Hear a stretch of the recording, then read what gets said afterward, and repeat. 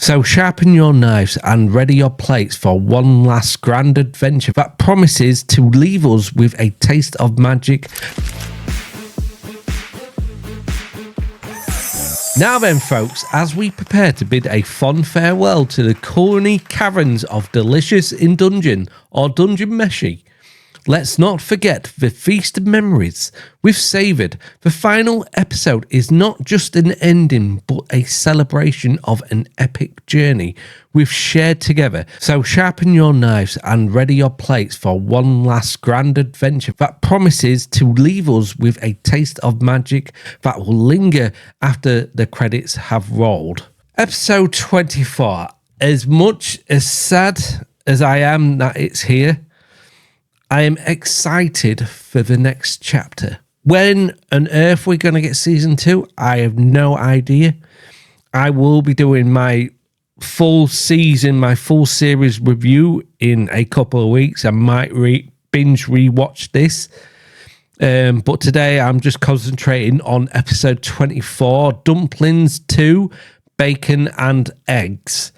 This episode and this series has just been so much adventure, so much fun, so much creativity. The animation is impeccable. The voice acting is superb. The direction is phenomenal. And you can see with the animation of this show, it was so thoughtfully put together. There was just some certain ease to it as well at the same time, which makes me realise why this show is just popping off, because this show is popping off. And I am sat here waiting for season 2. Now, will season 2 come on Netflix, or will it be a Crunchyroll thing? I'm definitely going to venture out into buying the manga. But this is a phenomenal storytelling, phenomenal arc, characters full of depth, intrigue, mysterious, fun, love, caring. Watching each episode has brought so much feelings of fun, of joy, of laughter, of sadness, of tearing up. This episode 24, Dumplings 2 / Bacon and Egg. It was very lore heavy, but it starts off with some action as our characters are getting used to their new bodies, which we know about from last episode. They're getting used to their new bodies, and Laios and Marcille are getting tired because they're not used to small legs. And just the whole dynamic of the crew is it. You would think it had switched round, or you would assume it would switch, but it hasn't. It's still the same, but they're all in different sort of roles now. But Laios is still the leader of the gang. I say leader. He's still I suppose the leader because all great leaders lead. He doesn't boss around. He doesn't tell anyone what to do.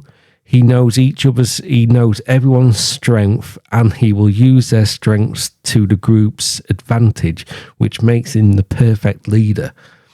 He maybe not want to be the leader, but he is the leader. He knows his group's strengths and weaknesses, and he knows his own weaknesses, and he knows if he needs to call upon another person in the group, he can, and they will stand up.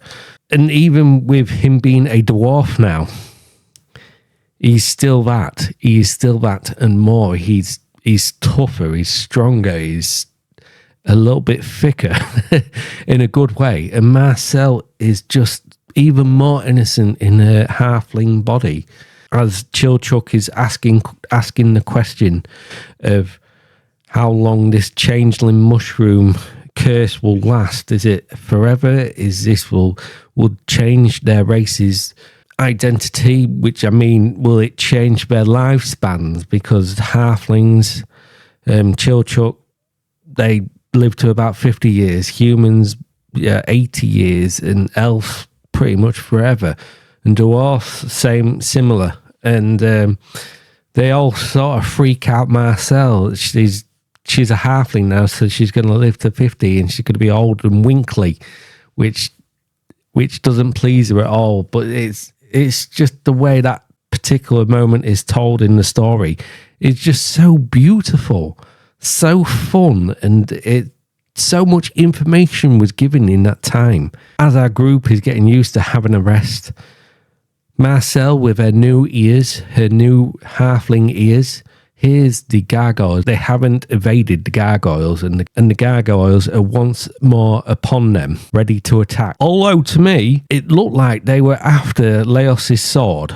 Now, that's probably me just reading a little bit more into it, but I thought they was after Laios' sword, maybe trying to change the sword's DNA with throwing it through the arms, because when the gargoyle got the sword, it didn't look like he was aiming for either Marcille or Chilchuck, and he changed the sword when it went through the human circle, which is a changeling circle, because they have changeling spores still on their bodies, which they are unaware of at the minute. I'm probably reading far too much into it, but that's what I thought. But it also gives you they are sort of changeling circles, and it gives them a way of defeating the gargoyles, and they devise a plan which pleases most of them, maybe not Marcille, but they devise a plan, and they're able to take on each gargoyle to hilarity. And the last gargoyle to take on was just superb. They were sort of swinging Marcille all over the place because she's little and she can't keep up. And they make a circle, and they get the gargoyle, and he turns into a statue of a weeing person, and it's just hilarious because the weeing person is weeing on Laios' head, which doesn't please Laios at the minute, and he pushes it over, and this makes the gang come together again, and they're learning more about the changeling. They're learning more. Chilchuck is. We get more information. We get more information from Chilchuck about the changelings in this episode. He hasn't heard of this sort of mushroom before, because a mushroom able to change in people into certain races or different races would be all over the place. People would be taking advantage of that mushroom, but because it isn't, he thinks this is only temporary, so they will be changing back, which they have an idea, and that idea is to wash the spores off their body, wash the changeling spores off their body, hopefully get back to normality, which when they wake up in the morning, they have all changed back to normal, which pleases all of them, but it gives Laios more ideas on how to cook more delicious monsters in the dungeon. Although that's what the gang thinks when he's having an idea of how to use the changeling mushrooms to his advantage, and they just assume that he's trying to turn himself into a demi-human, which is not. He's seeing if he could maybe use it to help his beloved sister Fallon. But Fallon, we know so much about Fallon through secondhand storytelling, and that character is the sweetest, innocent thing ever. And I know myself, I love that character, and she's barely in the show. I love the way she's got a bond with Laios, she's got a bond with Marcille, she potentially has a bond with Chilchuck that we haven't seen yet, and I can't wait for her to form bonds with Senshi and Izutsumi. I can't wait for that, because she's such a bloody sweetheart, and I can't wait. Although, who knows where this is going to end. I can't wait for next season. I can't wait. But let's continue episode 24, Bacon and Eggs. As they trying to think of a plan with the changeling mushrooms to help their sister, they're able to continue within the dungeon. This part of the dungeon is very new to the group, and very new to it's possibly never seen humans or these sort of races in a hell of a long time. Our gang is new to this part of the dungeon as well, and the dungeon is figuring out what these people are, what these adventurers are. Are they here to harm the dungeon, or are they here to develop the dungeon for the better? Our beloved gang gets to a point of the story where they're no longer to go any further. They've come to a part where they've got a block, and all they see is like this little shed sort of thing. And Marcille, she's like, I have no idea what it is. And Senshi runs past them all. He's like, I know this. It's a trolley from ancient dwarven days. It's automatic as well. And he manages to open it. And the gang get in, and it's only going one way, baby. It's going downhill. It's going down. Hopefully not symbolizing what our gang is going to see in the next part of the story. It's going down. We're going to progress into the dungeon. We're going to progress into the story. They're going down in this trolley, which seems to be taking forever. They're talking among themselves. They're breasting up. Senshi, being more and more part of this group, being more and more part of this family, he asks Laios, why are you and Phelan, why is Laios and his sister adventurers in the dungeon? They don't seem to be that type of people, to be get rich quick sort of people.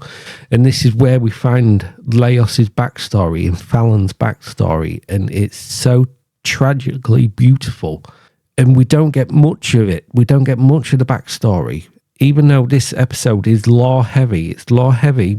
There's action in it, there's humour in it, but it is lore heavy yet again, which I loved. Don't get me wrong, I do love that.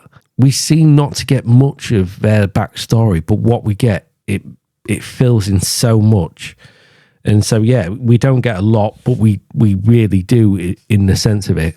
And we find out that Laios is tried going to different places. He's tried his hands at school, in the army, other adventuring crews, but he doesn't seem to fit. He seems to be such a bloody sweetheart, and he seems the type of person to get on with everyone. But we see Fallon, her backstory is also sad as well and tragic, but she's such a strong little person, and the backstory we see of her, she's just got this little happy face, and it's sad, but at the same time, you're just so happy because she's happy, and it's just beautiful. And this is where it tugs on the heartstring, and I'm not going to lie, it tugged on my heartstring. And you can see Marcille tearing up in the background, and Izutsumi is like, oh no, she's crying, what do I do? And it's just, the way it is just beautiful. And they're just making a pot of tea. They're just making a pot of tea. We get so much from this little part of the story, and it's just wonderful. And they're figuring out, or Senshi has come to the idea of, maybe there is a way we can rescue Fallon and get her back to sort of normal. And that's where it leaves. We cut to a black screen, to be continued. And there's so much what I'm missing out of this review, but I don't want to be too heavily spoiled. This show is just absolutely beautiful and fantastic. Netflix, whatever you do, make sure you get hold of this before Crunchyroll. I would be 100% getting on this before anyone. Trigger Studios, you should be so proud of yourself. This is a phenomenal anime, second to none. This episode, I'm going to give it a 9.9. I know that's cliche. I'm giving it a 9.9. There was a couple of things. Tell me! And the only couple of things is very minute.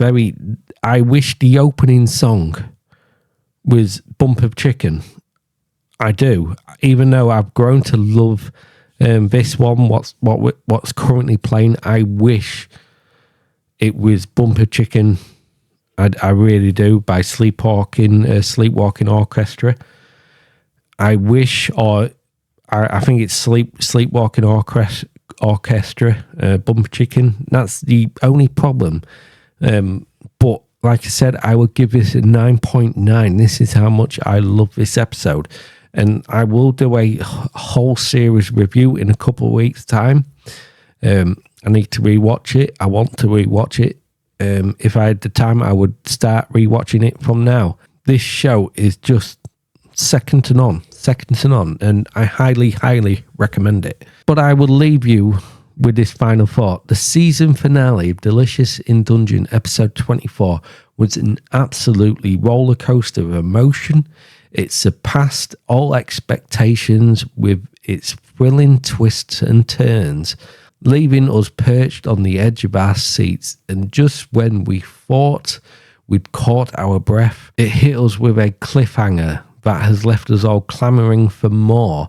The anticipation for the next chapter is palpable, and I'm right there with you, eagerly waiting for the continuation of this epic adventure.